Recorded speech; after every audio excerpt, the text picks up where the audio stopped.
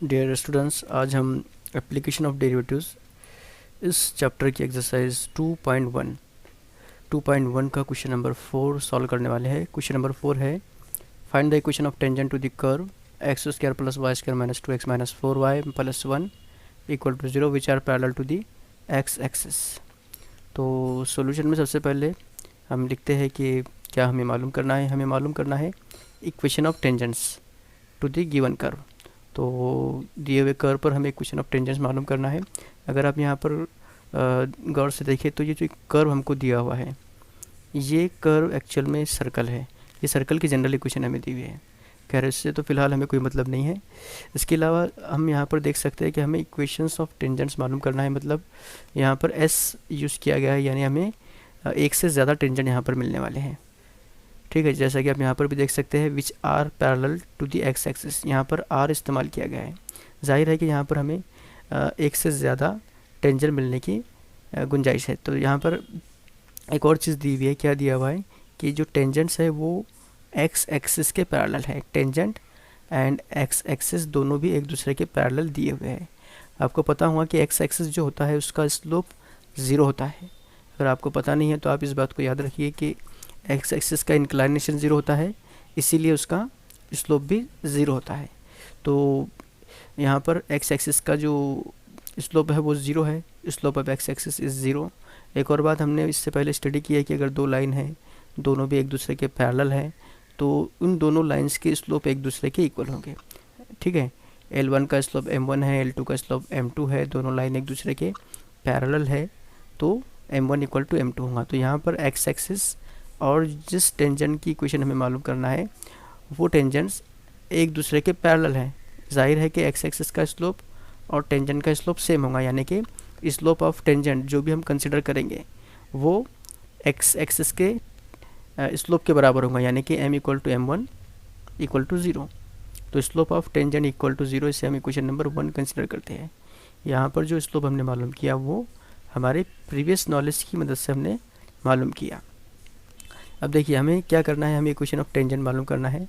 तो equation of tangent मालूम करने के लिए हमें एक तो टेंजेंट के स्लोप की ज़रूरत पड़ती है। आमतौर पर हम स्लोप पॉइंट फार्मूला यूज़ करते हैं, इसलिए स्लोप की ज़रूरत पड़ती है हमें टेंजेंट के, और टेंजेंट के ऊपर किसी भी पॉइंट के कोऑर्डिनेट की ज़रूरत पड़ती है हमें। तो हम क्या करेंगे, स्लोप ऑफ टेंजेंट तो हमें मिल गया। अब हम कोशिश करेंगे कि टेंजेंट पर कोई भी एक पॉइंट हमें आसानी से मिल जाए या किसी भी पॉइंट के कोऑर्डिनेट हमें मिल जाए, तो हम इक्वेशन ऑफ टेंजेंट मालूम कर लेंगे। आपको पता है कि जो कर्व की इक्वेशन दी हुई है इसकी मदद से भी हम स्लोप ऑफ टेंजेंट मालूम कर सकते हैं। देखिए दिया हुआ क्या है, ये कर्व की इक्वेशन दी हुई है। अगर मैं इसे डिफ्रेंशिएट करूँ विथ रिस्पेक्ट टू एक्स, तो दोनों साइड में मुझे D by D x apply करना पड़ेगा, और उसे अप्लाई करने के बाद मुझे मिलेगा यहाँ पर एक्स स्क्वायर का derivative 2x plus Y square का 2y D Y by D X minus 2x का डेरिवेटिव -2 और माइनस 4y का derivative -4 D Y by D X. 1 का डेरिवेटिव 0 होगा और जो राइट साइड में है वो भी हमको 0 मिलेगा। ये जो डेरिवेटिव की टर्म है उसे हम एक साथ में लिख लेते हैं लेफ़्ट साइड में, और राइट साइड में जो टर्म डेरिवेटिव नहीं रखती उसे हम राइट साइड में शिफ्ट कर देते हैं। ठीक है, -2x प्लस 2 हमें यहाँ पर मिला। लेफ़्ट साइड में हम 2 D Y by D X common निकाल सकते हैं दोनों टर्म में से। तो D Y by D X और 2 हमने कॉमन निकाला, पहली टर्म में y बच गया और दूसरी टर्म में 2 बचेगा नेगेटिव साइन के साथ, इज इक्वल टू, यहाँ से भी हम 2 कॉमन निकाल लेंगे तो 2 माइनस एक्स प्लस 1 बचेगा। यहाँ पर ये 2 और ये 2 राइट और लेफ्ट दोनों साइड से कैंसिल होगा और हमें कुछ इस तरह से मिलेगा। ठीक है, ये टर्म हमें यहाँ पर मिलेगी, हमने 2 कैंसिल किया, यानी D Y by D X जो हमको मिलेगा वो होगा -x plus 1 upon Y minus 2। अब एक पॉइंट हम फर्स्ट कर लेते हैं दिए हुए कर्व के ऊपर, ठीक है, जहाँ से टेंजेंट पास होता है। Suppose tangent at any point A B is, क्या होगा, स्लोप ऑफ टेंजेंट क्या होगा इस पॉइंट पर। एनी पॉइंट मतलब हमने यहाँ पर एक पॉइंट कंसिडर कर लिया, तो इस पॉइंट से गुजरने वाले टेंजेंट की वैल्यू क्या होंगी, क्योंकि हमें डेरिवेटिव मालूम है। हम इसकी मदद से ग्रेडियंट मालूम कर सकते हैं एट पॉइंट ए बी। तो जो स्लोप ऑफ टेंजेंट होगा एट पॉइंट ए बी वो होगा D Y by D X at point A B, यानी यहाँ पर हमको एब्सिसा यानी कि ए की जगह पर एक्स की जगह पर ए रखना है और वाई की जगह पर बी रखना है इस वैल्यू में। तो हमको -a plus 1 upon b minus 2 इस तरह की वैल्यू मिलेगी एट पॉइंट ए बी। ये क्या है, ये है slope of tangent at point A B, suppose ये वही पॉइंट है जहाँ से हमारे रिक्वायर्ड टेंजेंट पास होते हैं, ठीक है। तो अगर ये वही पॉइंट है तो उसे हम इक्वेशन 2 न कंसिडर कर लेते हैं, और बाय 1 एंड 2 ये दोनों इक्वल होंगे, क्योंकि ये भी स्लोप ऑफ टेंजेंट है और ये भी स्लोप ऑफ वही टेंजेंट है, ठीक है। तो जाहिर है कि दोनों की इक्वल वैल्यू इक्वल है, हम इस तरह से लिख सकते हैं दोनों को इक्वल। ये जो डिनोमिनेटर का पार्ट है उसे हम राइट में शिफ्ट करेंगे, वो 0 के साथ मल्टीप्लाई होकर 0 हो जाएगा, ठीक है। माइनस a + 1 = 0 मिलेगा, और लास्ट में हमको a की वैल्यू ये 1 मिल जाएंगी। तो हमें यहाँ पर एब्सिसा 1 मिल गया, ठीक है। यहाँ तक हम पहुँच गए। अब देखिए हमें b की वैल्यू मालूम करना है, क्योंकि ये पॉइंट जो है ये पॉइंट टेंजेंशियल पॉइंट है, यानी कि ऐसा पॉइंट जो टेंजेंट पर भी बिलोंग करता है और जो कर्व हमको दिया हुआ है उस कर्व के ऊपर भी बिलोंग करता है। तो ये पॉइंट जो है इस कर्व की इक्वेशन को सेटिस्फाई करेगा, यानी x² + y² - 2x - 4y + 1 = 0।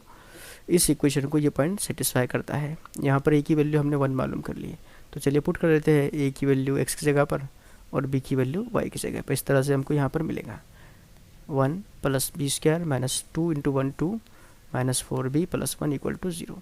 ये 1 और ये 1 मिलकर बनेगा +2 - 2 0 हो जाएगा, बचेगा सिर्फ b² - 4b = 0। यहाँ से b कॉमन निकाल ले तो b - 4 बचेगा = 0। तो b की वैल्यू एक तो हमको b = 4 मिलेगा या फिर b = 0 मिलेगा। ऑर्डिनेट हमको यहाँ पर 2 मिलते हैं, b = 0 b = 4। एब्सिसा हमको सिर्फ एक ही मिला यहाँ पर, यानी कि हम जब जो पॉइंट मालूम करेंगे हमें 2 पॉइंट मिलते हैं जिसके अंदर a की वैल्यू सेम है और b की 2 अलग अलग वैल्यू है, यानी हमें यहाँ पर 2 डिफरेंट पॉइंट मिलते हैं। कौन कौन से पॉइंट मिलते हैं? तो required tangent are passes through 2 points, एक पॉइंट होगा 1 4, एक पॉइंट होगा 1 0। इस तरह से 2 पॉइंट हमको मिल गए हैं। स्लोप ऑफ टेंजेंट 0 मिल गया हमको, और टेंजेंट जो है पास कहाँ से होता है? पास इन 2 पॉइंट से होता है, 2 अलग अलग पॉइंट से होता है, ठीक है। तो देखते हैं यहाँ पर स्लोप ऑफ टेंजेंट, ये 0 हमने मालूम किया था। Equation of tangent at point 1 4 कितना होगा? इक्वेशन क्या बनेंगी इसकी? इक्वेशन ऑफ टेंजेंट, हमें स्लोप भी मालूम है और एक पॉइंट मालूम है टेंजेंट के ऊपर, तो इन दोनों की मदद से हम इक्वेशन ऑफ टेंजेंट जो कि y - b = m x - a इस तरह से होती है, इसका इस्तेमाल करना है और इक्वेशन ऑफ टेंजेंट मालूम करना है। तो ज़्यादा कुछ नहीं, सिर्फ वैल्यू असाइन कीजिए। तो वैल्यू असाइन करने के बाद आपको सॉल्व करने के बाद y = 4 मिलेगा। एक ये तरीके से आप मालूम कर सकते हैं, या फिर आप प्रीवियस नॉलेज यूज़ कीजिए कि अगर कोई भी लाइन जो x एक्सिस के पैरेलल है और 1 4 इस पॉइंट से पास होती है तो उसकी इक्वेशन y = 4 होती है। ये आपने पहले पढ़ा होगा।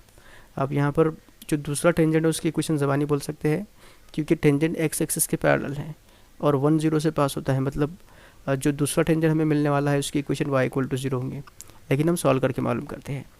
Equation of tangent at point 1 0 ये कितनी होंगी?